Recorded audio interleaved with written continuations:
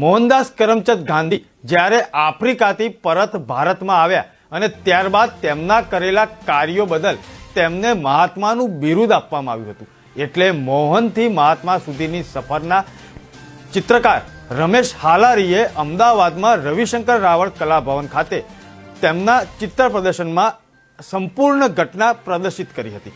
આ પ્રસંગે પદ્મશ્રી જોરાવરસિંહ જાદવ, ચિત્રકાર જય પંચોલી, મનહર કાપડિયા, સ્વપ્નિલ આચાર્ય સહિત અનેક કલાકારો ઉપસ્થિત રહ્યા હતા અને મોહનથી મહાત્મા સુધીની જે ચિત્ર શ્રેણી હતી તેનું ઉદ્ઘાટન થયું હતું. ચિત્રકારે મહાત્મા ગાંધીના જીવન પર ઊંડાણપૂર્વક અભ્યાસ કરીને ચિત્ર સર્જન કર્યું હતું અને ગાંધીજીને અંજલિ આપી હતી.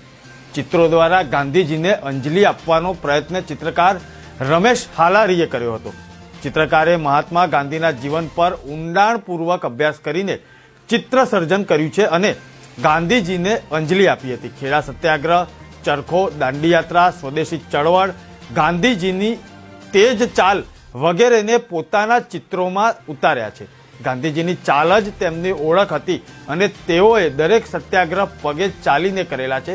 તેમની ચાલમાં એક તેજી હતી, તે તેમણે અહીં દર્શાવવાનો પ્રયત્ન કરેલો છે. આ ઉપરાંત ચિત્રકાર રમેશ હાલારીએ 150 ફૂટ લાંબુ કેનવાસ ચિત્ર મહાત્મા ગાંધી પર બનાવીને વર્લ્ડ રેકોર્ડ પણ સર્જ્યો છે.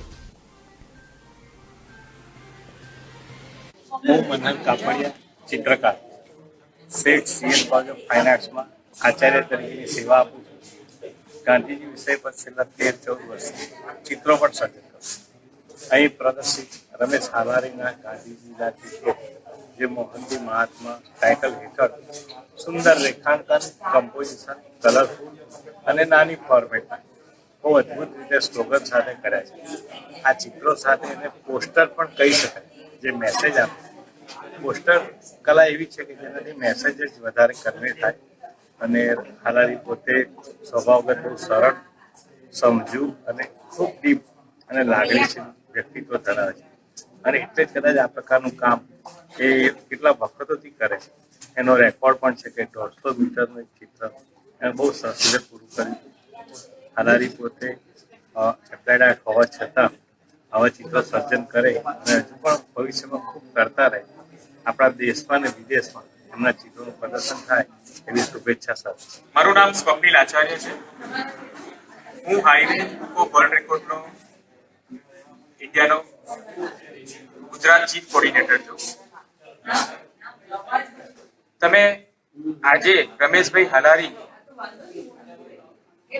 સાહેબના જે ચિત્ર નિહાળી રહ્યા છો, એ ચિત્રોમાં એમને 150 મીટર નો વર્લ્ડ રેકોર્ડ નોંધાયો છે. એમાંથી જ એક્ઝામ્પલ તરીકે જે ચિત્રો આજે પ્રદર્શિત રવિશંકર આર્ટ ગેલેરીમાં કરેલા છે. વર્લ્ડનું સૌથી મોટું પિક્ચર એમને 150 ફીટ લાંબુ દોરીને નવો એક વર્લ્ડ રેકોર્ડ કરી આપણું અમદાવાદ, ગુજરાત અને ભારતનું નામ રોશન કરેલું છે. 30 જાન્યુઆરી આજે ગાંધીજીનો નિર્વાણ દિવસ સાથે સાથે રમેશભાઈ હાલારી જે અમદાવાદ સ્થિત છે, પોતે ગ્રાફિક ડિઝાઇનર અને આર્ટિસ્ટ છે, જેમને રવિશંકર આર્ટ ગેલેરીમાં પોતાના લગભગ 45 થી 50 ચિત્રો પ્રદર્શિત કરી. આ ચિત્રો ઉપર એમને અગાઉ 2 વર્ષ પહેલા ભારતનું નહીં વર્લ્ડનું સૌથી મોટું ચિત્ર બનાવ્યું હતું, જે 150 મીટર ફૂટ મોટું હતું અને જેની ઉપર એમને high range book of world રેકોર્ડમાં એમને નામ નોંધાવ્યું હતું. એમને આપણું અમદાવાદ, ગુજરાત અને આપણા ભારતનું નામ રોશન કર્યું હતું. મારું નામ પ્રિયા આનંદ પરિયાણી છે. અહીંયા રમેશ હાલારી સ્થળનું ગ્રુપ સોલો શો ચાલી રહ્યું છે અને એ મારા ગુરુ પણ છે અને વેલ નોન આર્ટિસ્ટ છે અને એ જે રીતનું કામ કરે છે બિલકુલ અલગ હોય છે. ગાંધીવાદી એ વધારે છે અને ગાંધીને લગતું ઘણું બધું કામ કરે છે. એમણે જસ્ટ હમણાં જ રેકોર્ડ પણ બ્રેક કર્યો હતો, એના માટે એમને સન્માન પણ મળ્યું હતું. અને આ જે એમનું શો છે એ સોલો શોમાં એમણે ડિજિટલ માધ્યમથી કામ કર્યું છે. એમની એક ડ્રોઈંગ કરીને એને સ્કેનિંગ કરીને ડિજિટલ માધ્યમમાં મિક્સ કરીને જે કર્યું છે એ ખરેખર તારીફે કાબિલ છે. અને એક એક પિક્ચરમાં એક એક સ્ટોરી છે. જેમ મોહનથી મહાત્મા જે નામ આપ્યું છે એ પ્રમાણે ગાંધીજી નાના હતા ત્યાંથી જે મહાન બન્યા ત્યાં સુધીની સફર એમણે દર્શાવી છે. એ ખરેખર જોવાલાયક છે અને હું બધાને ઇન્વાઇટ કરીશ કે તમે લોકો આવો અને આ પ્રદર્શન નિહાળો. મહાત્મા ગાંધી છે ને એ મારા જીવનમાં બચપણથી સંકળાયેલા છે. મારા ફાધર છે ને એ ગાંધીજીના સિદ્ધાંતો મુજબ કામ કરતા હતા. એટલે મેં બચપણથી એમ જોઈએ તો ગાંધીજી વિશે હંમેશા એક લગાવ રહ્યો છે. એટલે આજે મેં જે વાત થોડા વખત પહેલા વાત કરી ગાંધીજી છે ને એના અમુક પુસ્તકો એટલા બધા મને મારા હૃદયમાં ઉતરી ગયેલા છે. અને એનાથી મેં પ્રેરાઈને ગાંધીજી વિશે 2000માં કામ ચાલુ કર્યું કે ભાઈ ગાંધીજી વિશે કંઈક કરું. અને એમ ધીમે ધીમે કરતા કરતા મેં આ 150નું જ્યારે ફાઇનલ થયું મોદી સાહેબ કંઈક કરવાનો ચાન્સ મને મળ્યો છે. એટલે મેં 150 મીટર લાંબુ કેનવાસ પેઇન્ટિંગ કર્યું.